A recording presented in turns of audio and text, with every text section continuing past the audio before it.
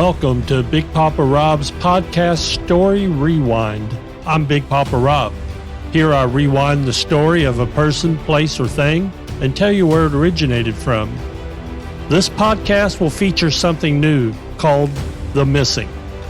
The story I will tell you today is about Layla Santanello, who was age 20 when she went missing on June 27, 2023, from Kingsport, Tennessee.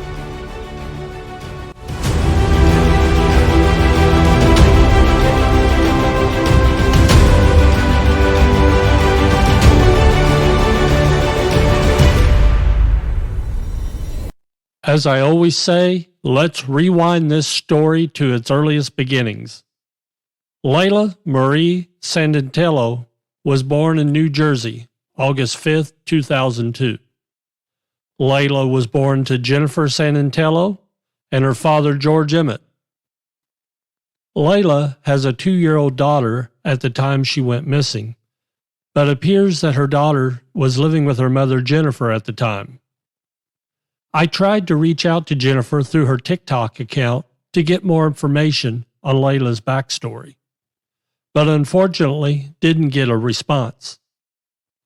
TikTok is how I learned of this case from Jennifer's story of Layla appearing on my For You section. From what I have gathered, Laya met her boyfriend Michael around the time or at least the same year as her daughter was born, because reports have them being together for 2 years. According to the information I found from both Layla's father and mother's interviews, it would appear that Michael was a bad influence for Layla. But as you know, when you fall in love, you don't necessarily see the bad in them. Michael was into drugs, and within a year and a half of this relationship, Layla started distancing herself from her family and friends and hanging out more and more with the bad influences of Michael and his group of people. At one point, Layla lived in a trailer that her grandmother owned, and the boyfriend lived with her. At some point, something happened, and Layla and the boyfriend was kicked out of the trailer, so she went and stayed with her boyfriend and some of his family. It appears the days leading up to her disappearance, she may have been crashing at a few different friends' places. It's reported that Jennifer, Layla's mother, was also seeking custody of Layla's daughter, and there was a hearing coming up within days of Layla going missing. I couldn't find any dates to know how accurate or how close to Layla's disappearance this court date really was. Sometime in March of 2023, Michael was arrested on drug charges and had Layla's phone with him at the time, and her phone was confiscated by the police at the time of his arrest. So Layla didn't actually have a phone of her own at the time she went missing. Up to that point, she shared a phone with Michael or would borrow friends' phones to make contact with family and such. According to an interview done by the father and stepmother, they didn't know at the time she went missing that she didn't have her phone. They lived in another state, and Layla would communicate with them through Facebook Messenger. On June 24th, Layla's mother Jennifer received messages from Layla's Messenger account from Michael asking if Layla was in jail or something. Jennifer sent several questions back to Michael in regards and was somewhat concerned. In the early morning hours of June 25th, Jennifer received more messages, but this time felt confident it was from Layla. She stated that she was at a friend's house and that she loved her and would call her mother later. Layla had used a friend's phone to log into her Facebook account. Jennifer didn't push for more information, assuming that Layla and Michael had a falling out, and that was why she wasn't with Michael. She also knew Michael had access and would see any conversations. June 26th, Michael messaged Jennifer through Layla's Messenger account again, asking if she knew where Layla was, stating he hadn't seen her since 4 a.m. on the 25th and that she was supposed to be at a friend's house, and the friend stated that Layla went out for a smoke and didn't return.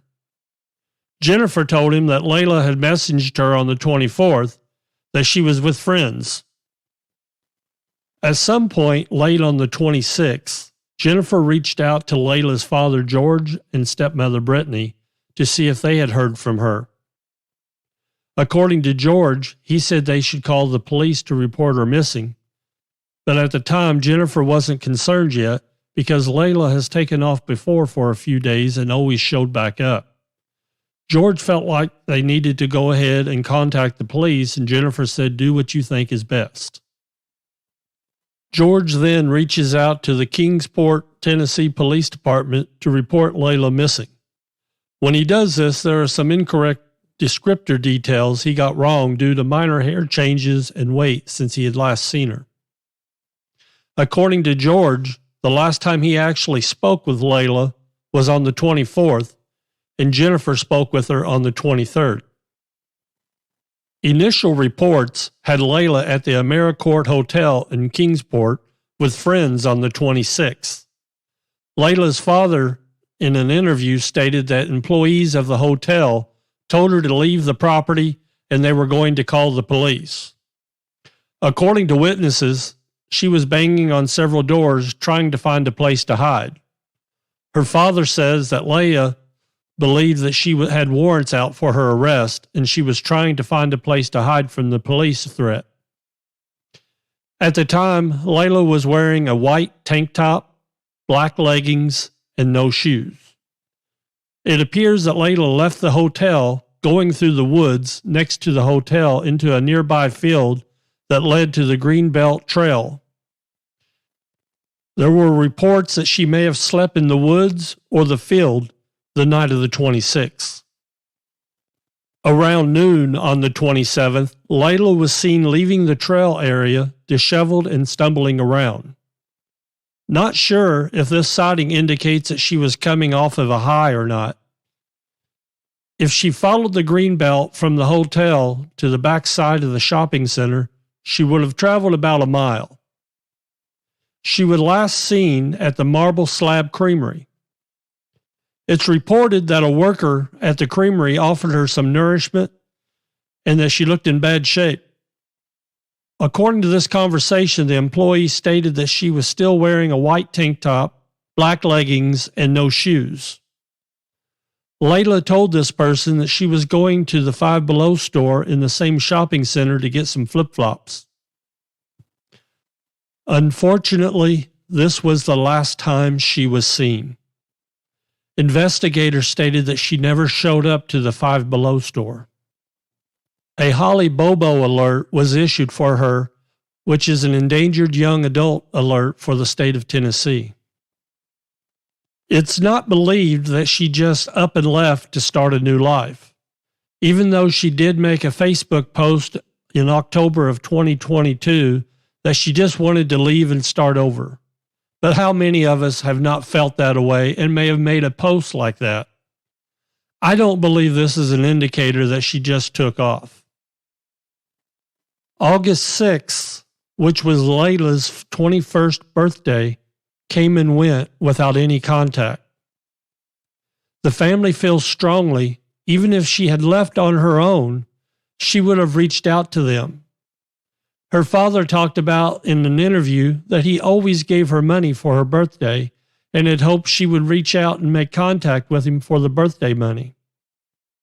August 16th, a joint agency search of the Greenbelt Trail area was done across 320 acres with 100 volunteers that unfortunately didn't reveal any evidence or information for the case. At the time Layla went missing, she was known to be using drugs. There's been some online speculation that she may have OD'd, but if that were the case, you would think the body would have shown up by now. Other speculations was that she could have been taken in regards to sex trafficking, because that part of the state has a high rate of sex trafficking going on. As of this podcast, there is no evidence that this has happened to her. Michael, the boyfriend, has done several things that have made law enforcement and family suspect him. As we talked about before, he's a known drug user. He also appears to have made Cash App requests to Layla's stepmother, making it appear that Layla was requesting the money. He's acted very suspicious at the very beginning of all this. There were rumors that due to Michael's drug connection, that Layla may have been kidnapped for a drug debt, but there's no evidence of this actually being true. The police have investigated him, and he supposedly has passed a lie detector test. Anyone that follows true crime knows that lie detector tests are not admissible in court and are not 100% reliable, but it is a tool that law enforcement will use as part of an investigation. The Tennessee Bureau of Investigations, also known as the TBI, has also been involved in this case, along with the local Kingsport Police. The family has raised money to hire a private investigator, and with all these agencies, no other real evidence have been found in her disappearance. Layla's mother, Jennifer, took to social media to spread the word of Layla's disappearance. I found that she started her post to TikTok starting August 1st. Both families have Facebook pages dedicated to finding Layla. They can be found in my show notes. I believe both families also have a GoFundMe account set up to cover costs for the private investigator and travel expenses. The family has a $2,000 reward for any information leading to Layla's being found. According to Layla's mother's Facebook page, there was a fan that thought they saw Layla at one of the tattoo shops in Putnam County, Tennessee. Once that was investigated, it turned out to be somebody who just looked very much like her. As of the time of this podcast, there's been no more news in regards to this case. The last news report I found was September 19th. Let's talk about Layla Santanello's description again. She was age 20 when she went missing on June 27, 2023. She turned 21 in August. She was last seen wearing a white tank top, black leggings, and no shoes. Layla has at least 3 tattoos, one being a predominant one on her left forearm that says Nova Grace. Another one with Roman numerals on her collarbone. And one more described as a dream catcher on the inside of her right arm. When she was last seen, her hair was bleach blonde with dark roots showing. Layla is 4 foot 10 inches tall and 135 pounds. If you have any information about Layla's disappearance, please contact Kingsport Police Department Detective Bill Clare at 423-343-9780 or the TBI at 1-800-TBI-FIND. There's also an anonymous tip line that has been set up at 423-281-4041. As I said in the beginning of this podcast, doing a missing person story is the first for this podcast. If you would like for me to do more missing person podcasts, please let me know. I can be found on almost all social media by searching Big Papa Rob Podcast. You know you've found the right place if you see my face with me wearing a black top hat. I tell my stories in hopes that you will gain a deeper understanding of historical origins of many things and the lives of people that you may not know their stories.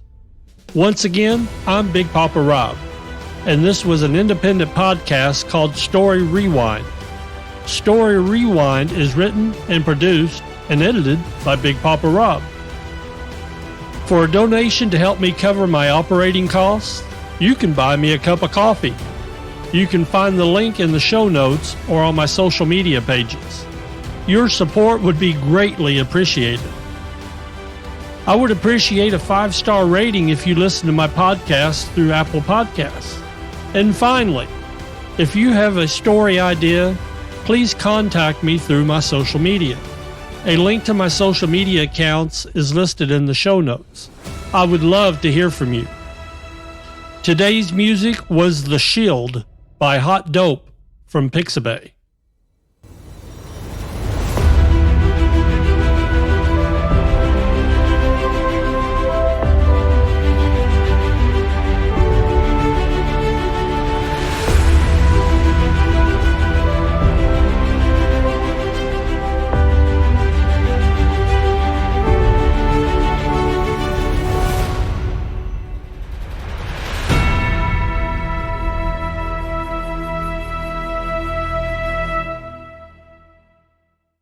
This was a Big Papa Rob podcast 2023.